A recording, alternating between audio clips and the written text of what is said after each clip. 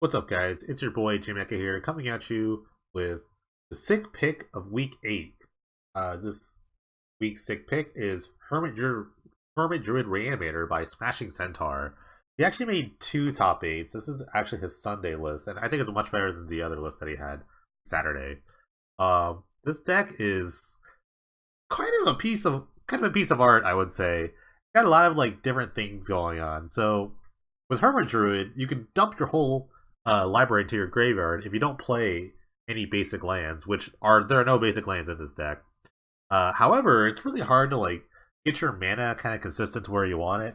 So we have these lands here, the Ancient Amphitheater and Aussie's Hovel, that come into play untapped if you have goblins for Alti Hovel or giants for Ancient Amphitheater. So the first part is that Flashing Centaur here put a lot of goblins and giants into his deck, namely Murderous Redcap, Grenzo, Cloud Goat Ranger, and Brian Stararm, along with Dangerous version, which are both a goblin and a giant and everything else. So he has like a bunch of untapped lands, especially along with sides like the Crumbling Vestige, that kind of add lands. Hammerheim is an untapped mountain, and a bunch of like green lands here. Vidu-Ghazi, sort of a token maker, which is really good when you're trying to do the next thing we're going to talk about.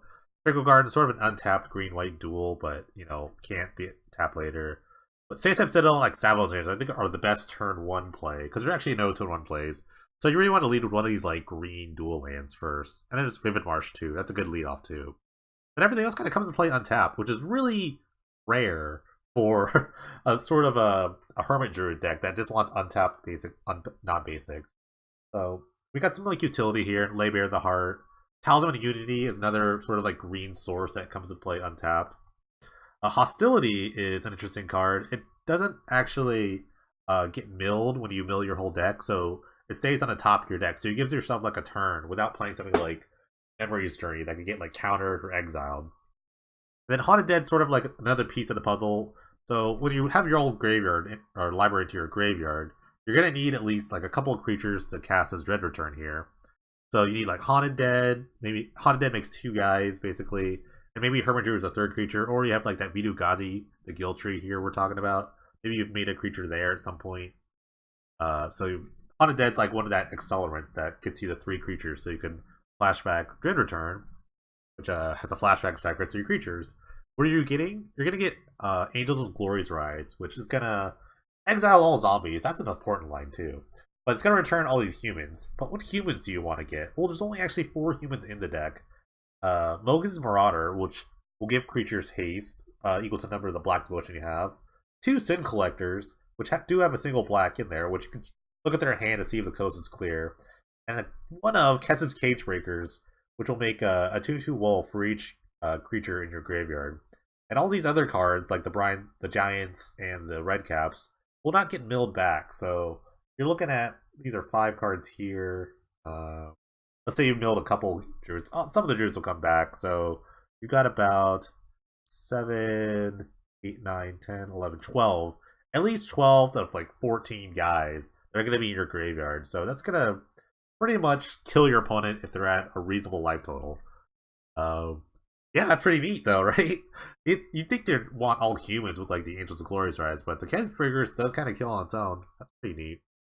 And, you can also just play out stuff like your Red Caps to just sort of like dome your opponent to kind of help the Cage Breakers out a little bit.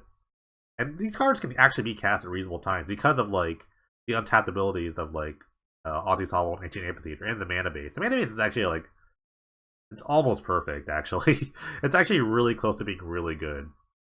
So yeah, you can just hard cast all these guys. Grenzo, it's just a kind of a big guy, just scales to however mana you have. You can also get like find like the Hermit Druids or things like that. Cloud Rangers is pretty good on its own, 5 mana to make 4 guys. And then it sort of beats down on its own. Brian Stararm kind of gives you, it's a lifelink giant. That's very rare. It can kind of just like, you cast it and just kind of like sits there and blocks a bunch, soaks up some damage.